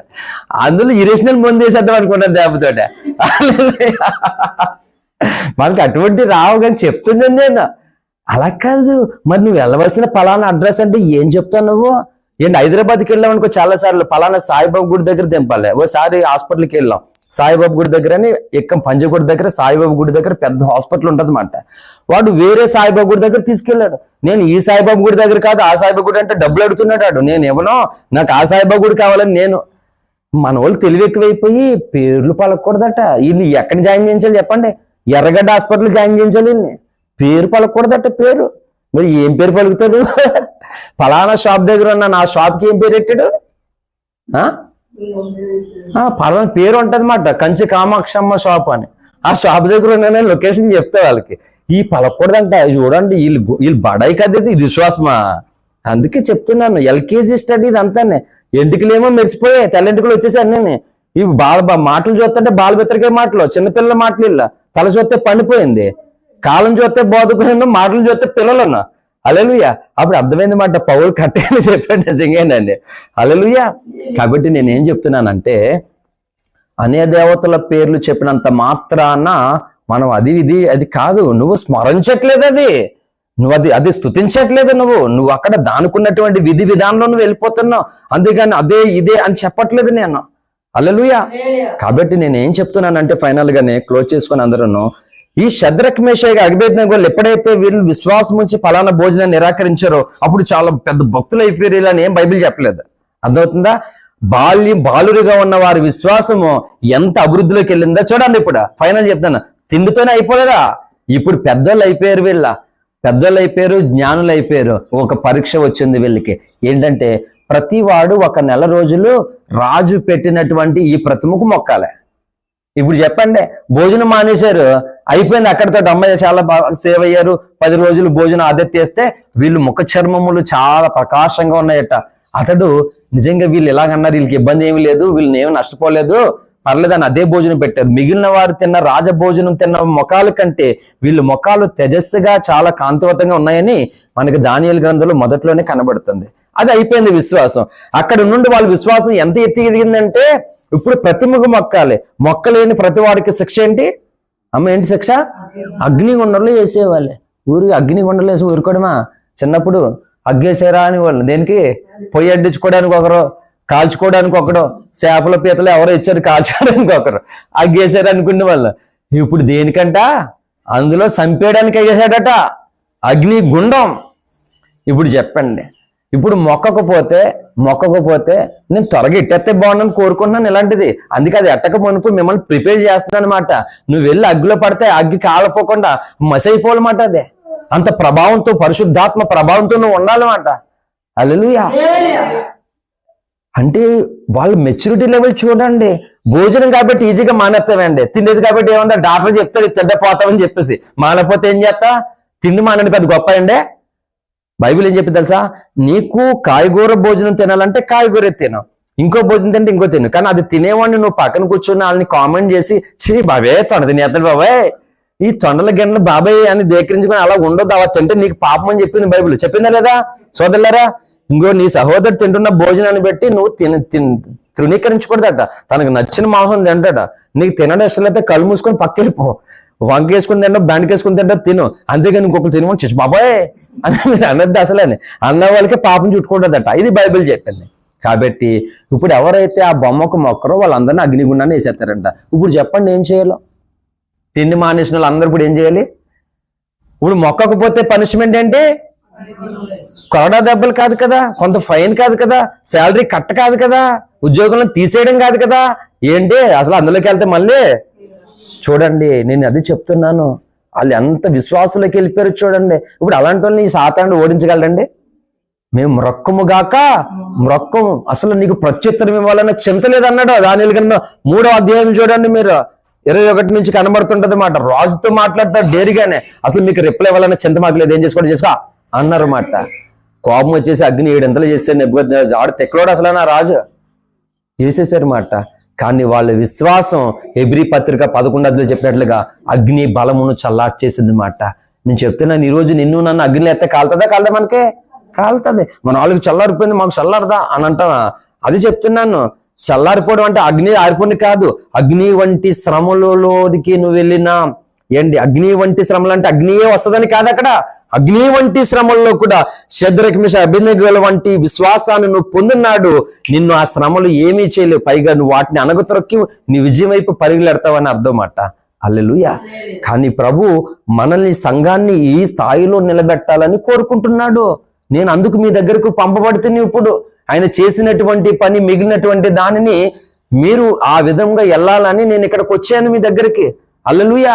నువ్వు అంతేగాని ఇంకా బలహీనమైన విశ్వాసంతో, అవిశ్వాసంతో, దేవునికి ఇంకా దూరమైనటువంటి స్థితిలో ఏంటి ఇంకా ఎలాగ ఉంటే దేవుడు అంటున్నాడు, విశ్వాస మూర్ఖతరం వారులారా, నేను ఎంతకాలం మీతో ఉండాలి, నేను ఎంతవరకు మిమ్మల్ని సహించాలనుకుంటున్నాడు ఆయన.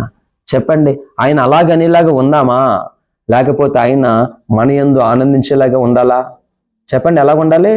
అదే అంటున్నాను, నీ విశ్వాసాన్ని బట్టి నువ్వు దేవునికి దగ్గర అవుతావా, దూరం అవుతావా, నువ్వు ఆధారపడే విధానం బట్టి ఉంటుంది.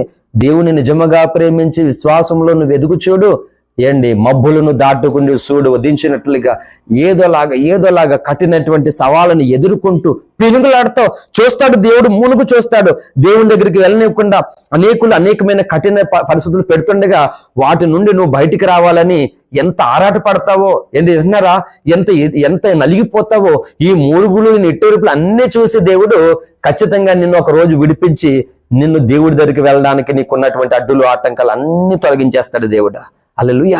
అలా తొలగించడానికి కారణం ఇవ్వాలి నీ విశ్వాస పరిమాణం. అందుకే అపోస్తలులు మా విశ్వాసమును వృద్ధిపరచుమని ప్రార్థన చేశారు.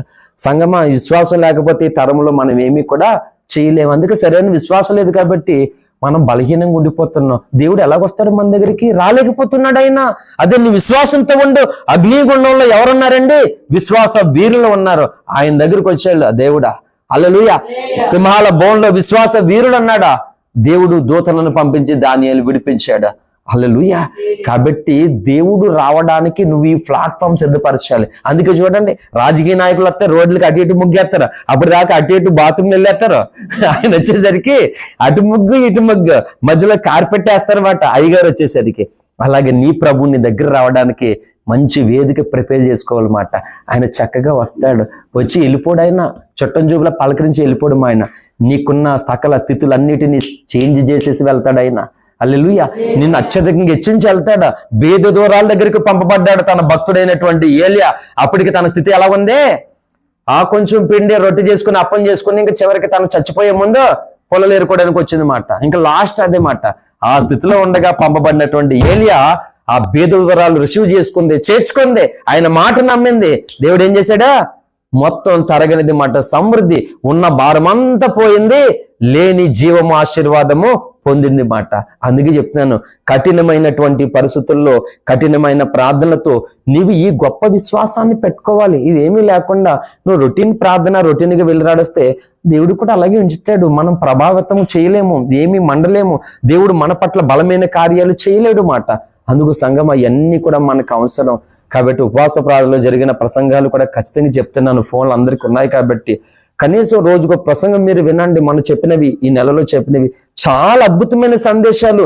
మనలందరినీ కూడా దేవుడు ఈ బలహీనమైన అట్టడిగా ఈ స్థితి నుండి ఇగో అనేకులు ఎదుట గొప్ప ఉన్నత స్థితిలో పెట్టడం ప్రభుకి ఇష్టమండి. హల్లెలూయా. మనల్ని అలా పెట్టడం ప్రభుకి ఇష్టం.